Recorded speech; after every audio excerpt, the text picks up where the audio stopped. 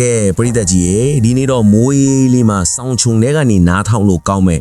ပြီးတော့ကားမောင်းတတ်တဲ့သူတွေဆိုရင် steering ကိုကင်ပိုးတောင်လက်တွန့်သွားစီမဲ့ဇလန်းရှည်တွေတပုတ်ကိုပြောပြချင်ပါတယ်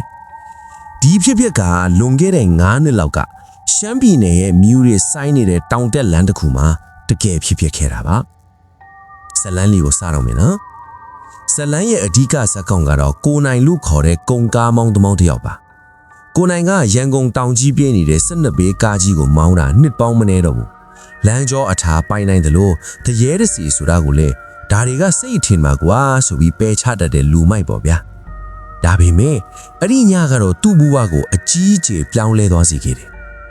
အချိန်ကညစီ2နာရီခွဲလောက်ရှိပြီရာသီဥတုကတော်တော်ဆိုးနေတယ်မိုးကလည်းတဖွဲဖွဲရွာမြူတွေကလည်းထူမထူဆိုတော့ကားမီးရောင်ကရှေ့ဆက်ပေလောက်အထိပဲမြင်လာတယ်ကိုနိုင်တကောင်ထဲကားမောင်းလာတာစပရာလေးကတော့ဖျားနေလို့အောင်မန်းမှာကြံခဲ့ပြီတယောင်ထဲဆိုတော့ပြင်းတာရောအင်းငိုက်တာရောပေါင်းပြီးမျက်ခွန်းတွေကလေးလန့်လာတယ်တချင်းတန်တိုးတိုးလေးဖွင့်ထားပေမဲ့အင်းငိုက်စီကမပြေဘူးခက်တာရပ်ပြီးပတ်ဝန်းကျင်အနေထားကိုပြောပြမယ်ကလောမျိုးအထွက်အကွေ့တစ်ခုအယောင်မှာပေါ့ကိုနိုင်မျက်လုံးကြီးပြူးသွားတယ်လမ်းဘေးမှာမီးရောင်အောင်မှာလူကြီးတစ်ခုကိုလမ်းမြင်လိုက်လို့ပါလမ်းဘေးမှာရက်နေတာကမိန်းကလေးတစ်ယောက်ဗျာ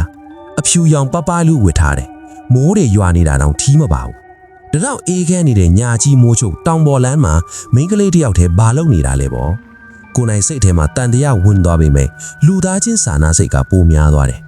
တော်ကြမကောင်းသူတွေနဲ့တွေ့နေမှာဒုက္ခဆိုပြီးကားကိုအရှိန်လျှော့သူ့ဘေးနားမှာထိုးရပ်ပေးလိုက်တယ်မိန်းကလေးကအသက်20ကျော်လောက်ပဲရှိအောင်ပဲမျက်နှာလေးကဖြူဖတ်ဖြော်ရော်နဲ့တတူချောတယ်ဒါပေမဲ့သူ့မျက်လုံးတွေကတမျိုးကြီးဗျာအရီလဲ့နေတယ်လို့ဝမ်းတယ်နေတယ်လို့နဲ့ကိုနိုင်ကမှန်းချပြီးမေးလိုက်တယ်ညီမလေးဒီညာကြီးမိုးချုပ်ပဲသွားမလို့လေကားကြုံလိုက်မလားမိန်းကလေးကခေါင်းငိမ်ပြတယ်ပြီးတော့တူးတူးလေးဖြေတယ်ဟုတ်ကဲ့အကိုရှေ့နာကရွာကိုပြန်မလို့ပါ